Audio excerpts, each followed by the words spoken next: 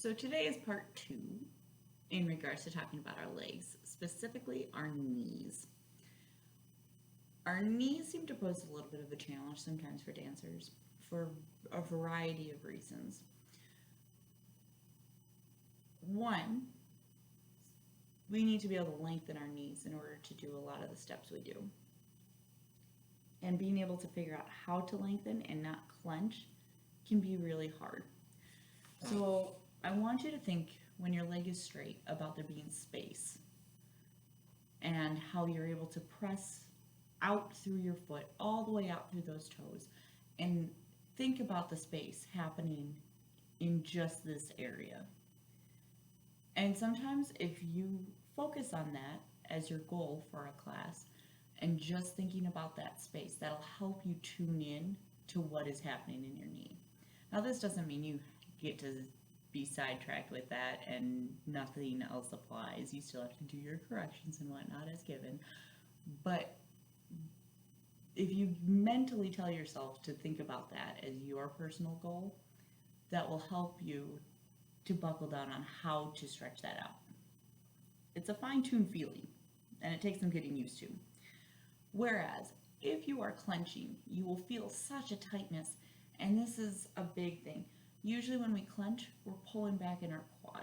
Now, this will create a tightness in that quad that you can sometimes physically see, but also feel. We never ever want to be locking our knees. When we lock our knees, we're wrenching everything backwards, and that can actually cause people to pass out. We don't want to do that.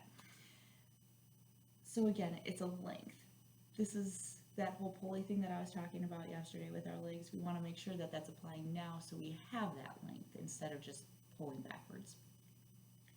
Now when we talk about clenching, this can also be a reason why sometimes dancers will say that they have a pain happening in their knee. And it's not just about the knee, it just so happens this seems to be one of the target areas for trying really hard, and I hear it and see it the most. Where if a dancer is clenching, it takes a toll right in this area. So it doesn't mean that there's something wrong with the knee per se. This is where you need to know the difference between, did you injure it? Did you feel that? Or is this something that is happening because we need to correct our placement?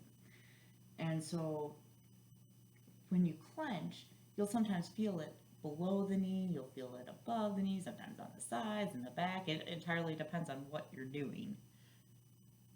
And so we want to be aware of what's happening so we can correct it.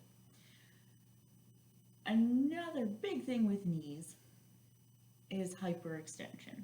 Now you can be hyperextended in other areas of your body. I myself am hyperextended in my elbows, so they can totally go backwards if I let them, and so I have to keep that in control. When we are talking about hyperextension in the knees now, however, this becomes much more detrimental for dancers who are doing toe stance and point work. If we allow the hyperextension to happen and we are not lengthening with a straight line, we can do some serious damage to our legs. So your body, when it's hyperextended, seems to think that that's its proper placement, that's its home, and it's okay. But with the work that we do on point when we're jumping, that takes an extra toll on all the rest of your muscles. So we borderline have to teach our muscles what straight really is and tell it that this is a safe place to be so it can be more advantageous. Case in point, if you were to go up on point work and do a jump with a hyperextended knee and you landed that wrong because your body thought that it was straight, you can bend your leg back. We don't want that. We want you to dance in one piece, not a few thousand. So again, the knees can sometimes wreak just a little bit of mental havoc on us and trick us out. Another thing that I see too is when we are doing floor work. We tend to forget that our knees are important for things like that, where we have to be lengthening through them still, but also the fact that we can do turns on them. And just like our feet, we have to learn how to lengthen through the knee in a bent position. So knee hinges and jazz, you need to figure out how to lengthen those quads and press down and out so you aren't grinding the bones into the ground.